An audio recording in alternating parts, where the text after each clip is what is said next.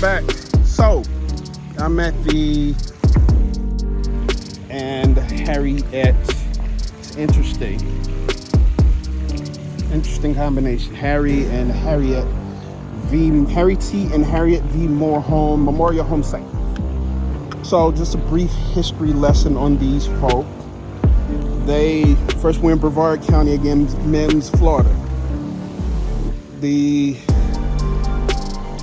people who this place is named after, they are former civil rights activists. Their biggest thing was they demanded equal pay for black teachers. Shouldn't be that big of a deal, but that's where we are. And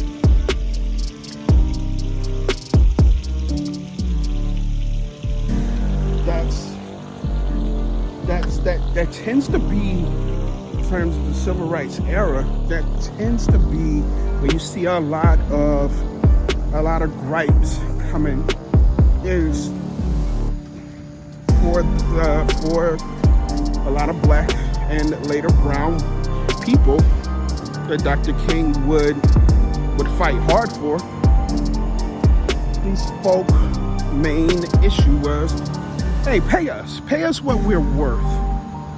You know, we don't want scraps because the scraps that you're paying us, they're not working. They're not working for us. They're not worthy. They're not worthy of our time. I mean, it sounds kind of like what's going on in this country in 2021 right now. Kind of think back to right when Dr. King was assassinated. Why he was in Memphis was because sanitation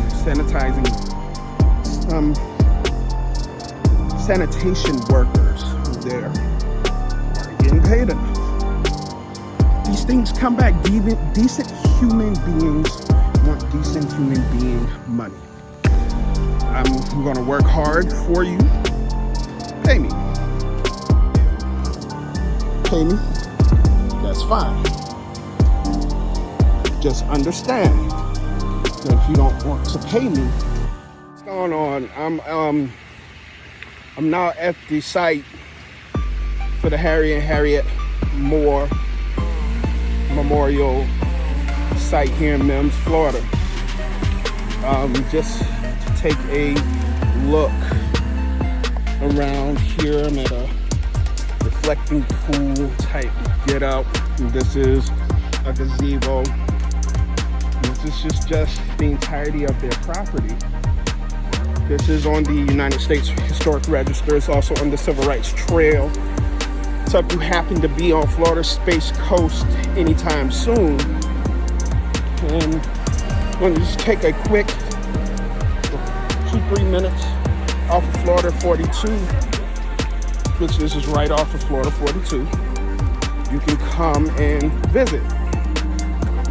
I got here a little too late, so I can't go inside, and I'm in Alligator Alley, close to it, so I'm just keeping a nice lookout for those guys. But pretty much the intriguing part of this entire visit is that, number one, Florida does have a very, very, very rich civil rights history. It's just not as profound as Georgia, South Carolina, North Carolina, Tennessee, Alabama, Mississippi. Because as you'll see when I go on this particular civil rights tour, and I talk more about the history of the civil rights movement over the next few days, you'll see when I get to Alabama tomorrow, just the diverse yet common threads that highlight that civil rights movement. So I'm back at the front of their home site. So I'm gonna take this chance to highlight the placard right here. So I'm gonna take a chance to highlight the placard so you can get a chance to see it. maybe get a good read on it. And I'm gonna bring this back in to talk about what they did. So what you had a lot of in that particular era is you had a lot of people who are underpaid, kind of like we experienced here in 2021. Dollars matter. All a man or a woman wanted to do was get paid an honest day's pay for an honest day's work. I mean, you don't have to go back but to 2021, 1865. That's 154, 100 and carried to 100 and almost 170 years ago, and that's the Civil War. Folk just want to get paid an honest day's pay for an honest day's work, right? So why is that important? I'll tell you why. Because you look at Dr. King, look at when he was assassinated. He was in Memphis, and what he was doing in Memphis was he was fighting for those folk ability to have the chance to get paid an honest day's pay for an honest day's work, right? The difference is now there is none. And so we still have a Dr. King.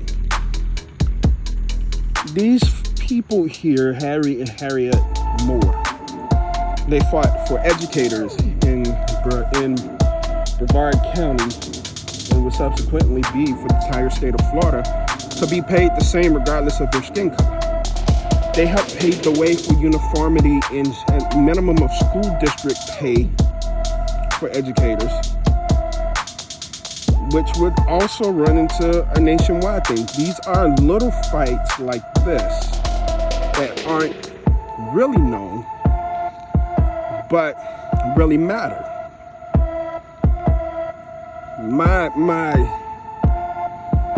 My biggest thing is we should know. It matters that we sit here and we acknowledge these things. That's why we are where we are now. This is a beautiful place. This is a beautiful area. I mean, it's nice and quiet here. If you're ever in this area, you're on your way to Miami or Orlando, and you want to sneak away and learn something, come out here. This is just seeming randomly in the middle of nowhere, but there is so much here. Got here a little too late, so I could not see inside the building. But that's another day for another time. I don't need to go inside the building to state the obvious. Where we are now, we're at a turning point. We're at the same turning point 100 years ago. We're at the same turning point in the 1950s and the 1960s. And history tells us the moment we stop caring about other people, especially when it comes to pay, because a man and a woman, all they want to do is earn an honest day's wage for an honest day's pay, we will be in a position where we'll see more of these centers pop up. And we don't want to do that. So, in closing, I still got to get down to Vero Beach and maybe Sarasota tonight. If the area is lit, I'll be there. But if not, then Sarasota may be what I lead with into Alabama tomorrow. Hey, we're going to make history fun. But the one thing about it, as fun as it can be, it is what it is. History is going to be exactly how you get it. We can't be in a position where we are only wanting to hear the beautiful, the good, and we don't want to touch the bad, the nasty, the uncomfortable. some up here in Mims, Florida, the uncomfortable was people weren't getting paid what they were worth to educate your kids. Where are we now? Same thing. History repeats itself. I'll see you on the other side.